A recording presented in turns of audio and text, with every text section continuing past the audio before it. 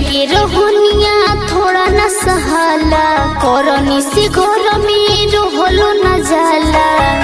ए सखी सुनता पिया के रोहनिया थोड़ा न सहाला करनी से घर में रोहलो न जाला।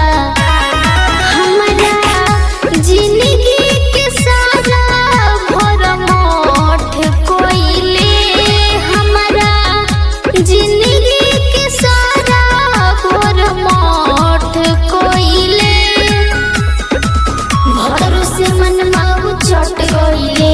मोटाइल देहिया पचक गइले भटल से मनाऊ छट गइले मोर मोटाइल देहिया पचक गइले।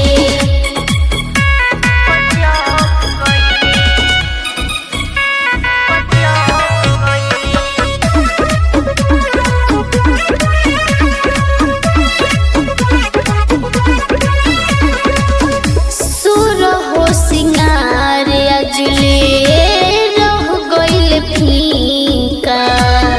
झुमका हार बेच दिहल टीका सुर सिंगार रह गइल फीका झुमका हार बेच दिहल टीका।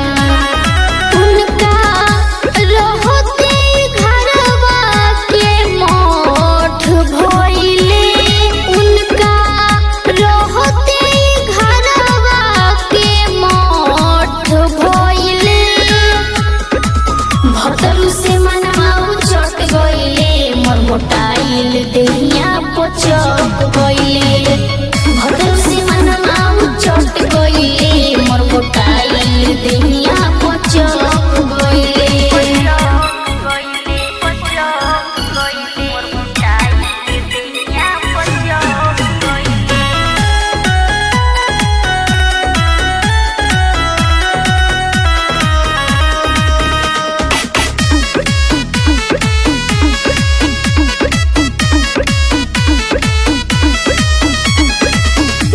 चंदन बलमुआ के नहीं बा फिकिरिया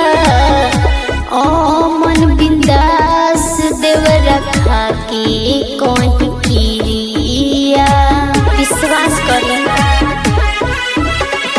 चंदन बलमुआ के नहीं बा फिकिरिया मन बिंदास देव रखा के कहीं किरिया।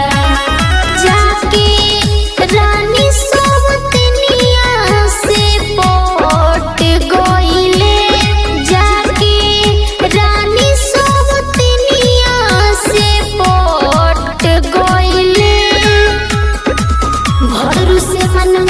चट गइले मोर मोटाइल देहिया पचक गइले भटल से मनाऊ चट गइले मोर मोटाइल देहिया पचक